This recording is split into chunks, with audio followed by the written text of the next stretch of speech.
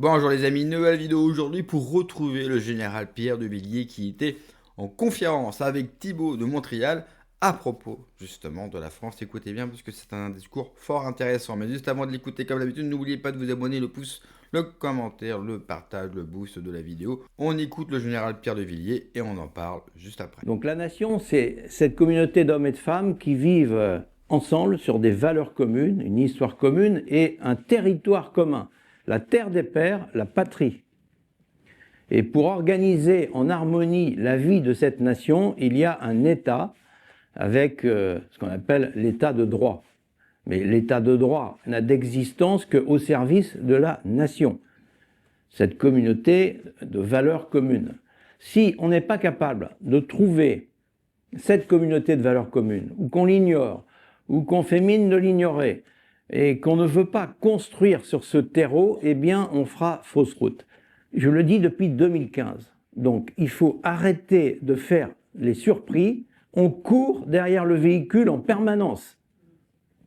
L'actualisation de la loi de programmation militaire, c'est une illustration supplémentaire. On est toujours à la remorque. On a toujours un coup de retard. Or, gouverner, c'est anticiper et avoir un coup d'avance. C'est avoir ce qu'a fait le général de Gaulle, cette vision, quelle France, quelle Europe, dans quel monde, dans 10 ans. C'est ça la question. Il y a un fossé qui s'est creusé entre ceux qui décident et ceux qui exécutent, avec deux excavatrices principales que j'ai bien notées dans mes 4 années à Matignon lorsque je coprésidais des réunions interministérielles.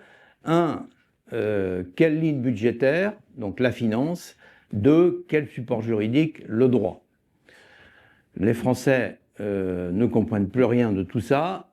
Eux, ils voient un décalage entre ce qui se dit et ce qui se fait, entre la pensée et l'action. Une annonce un jour, et des mois après, au bout du tuyau, pour le citoyen, rien du tout. Il faut recorréler dans l'exercice des responsabilités, le dire et le faire. Et l'autorité, puisque votre question pose cette problématique, est-ce que l'autorité, ça vient du latin auctoritas, élevé vers, c'est un mouvement du bas vers le haut. Ce n'est pas je décide, il exécute, ça c'est l'autoritarisme. L'autorité, c'est quand l'ordre est exécuté avant d'avoir été donné. C'est cet équilibre subtil entre la fermeté, il n'y a plus de fermeté aujourd'hui, et l'humanité, il n'y a plus suffisamment d'amour dans l'exercice de l'autorité aujourd'hui. Nous sommes dans le paraître, dans la comédie humaine. La vie n'est pas une comédie, la vie n'est pas une pièce de théâtre.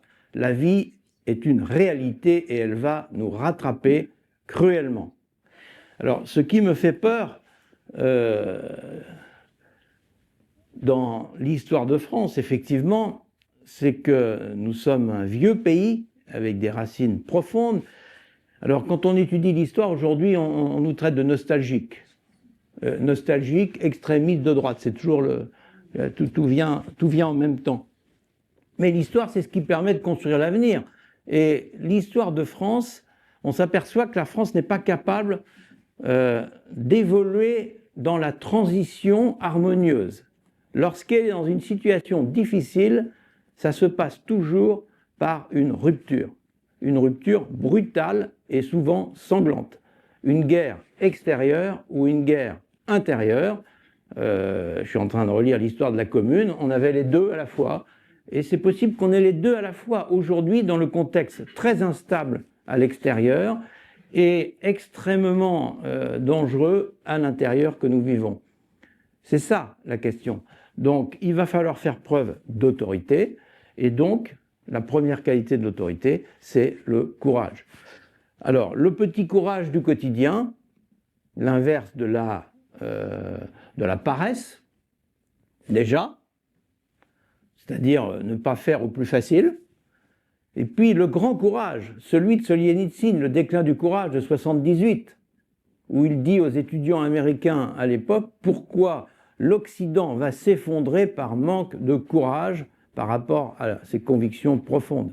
Et le courage de dire la vérité, de trancher, le courage de décider. C'est ce courage-là qu'il faudra à mon avis, dans les mois et les années qui viennent en France, avec cet équilibre harmonieux. L'équilibre est un courage aussi, entre la nécessaire fermeté et la nécessaire humanité.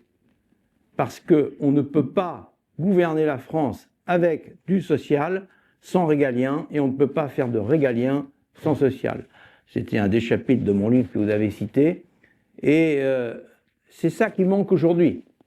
L'autorité, pas l'autoritarisme, l'autorité. Et l'institution militaire, c'est un miracle, dans notre société, a conservé cette notion d'autorité, et ce qui fait que la jeunesse de France, 25 000 jeunes rentrent dans les armées tous les ans, eh bien, la jeunesse de France respecte cette autorité et ça fonctionne, dans sa diversité la plus extrême. Donc, c'est possible, moi j'y crois, et pour moi, la France est immortelle, elle a une vocation particulière, c'est la fille aînée de l'Église, donc elle ne disparaîtra pas, et je suis animé par la petite flamme de Peggy, l'espérance. Propos fort intéressant.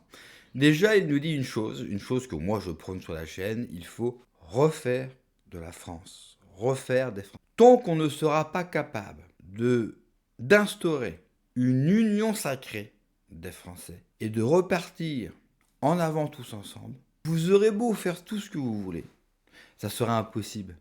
La France d'aujourd'hui est trop fracturée, est trop blessée, meurtrie, pour être capable de s'unir tel un bloc, bien sûr, et avancer ensemble.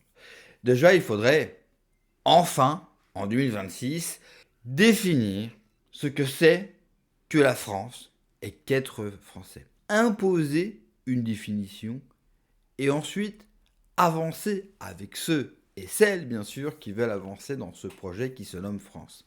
Ensuite, quand même, il tient des propos extrêmement forts. Lui n'hésite pas à parler de guerre qui viendrait, comme il le dit, de l'extérieur et une guerre de l'intérieur. Et j'ai bien peur que ces mots qui peuvent faire peur soient extrêmement justes au vu de la situation française.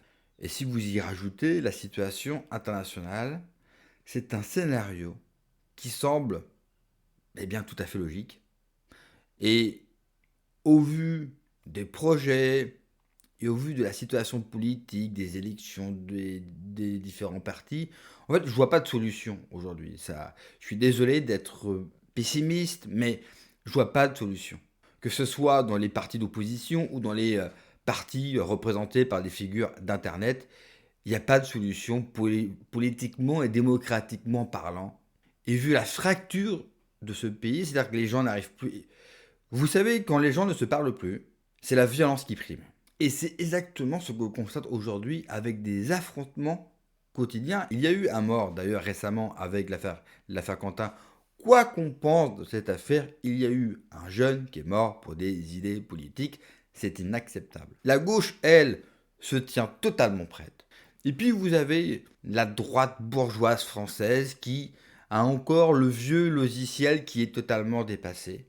Et on risque d'avoir un affrontement, bien sûr, sur le sol français. Le seul problème, c'est qui va gagner, qui va l'emporter, qui va avoir raison sur les autres. Parce que dire ou être quasiment certain qu'on ne pourra pas éviter un conflit, d'accord, mais encore faut-il le gagner. Et qu'est-ce qui restera de la France après un conflit interne ou un conflit externe, ou les deux? Mais Pierre de Villiers dit une chose importante. La France, dans son histoire, quand vous la renvoyez, bien souvent, notre nation et le sentiment de nation, c'est souvent structuré dans des crises majeures où là, tout d'un coup, alors que tout semblait désespéré, les Français ont été capables de se réunir à nouveau, de faire front commun avec l'esprit de nation. La seule différence, et elle est quand même notable, c'est, si on reprend l'histoire, avant, il y avait un peuple unitaire. Le même peuple sur tout le territoire, avec ses différences, mais d'un point de vue ethnique, le même peuple. Depuis quelques années, le peuple il a changé. On a fait venir des gens qui n'ont rien à voir d'un point de vue culturel, identitaire, ethnique avec nous. Et des peuples qui bien souvent n'ont pas de vision politique. Et cela va nous poser une très grande difficulté. Et serons-nous capables de dépasser ces problèmes-là et de recréer une union nationale en France? Là est, à mon sens, un des plus grands défis politiques majeurs des 30 prochaines années. Merci d'avoir regardé la vidéo, les amis. N'oubliez pas, comme d'habitude, de vous abonner, le pouce, le commentaire, le partage, le boost de la vidéo. Prenez soin de vous, que Dieu vous protège. Allez, ciao.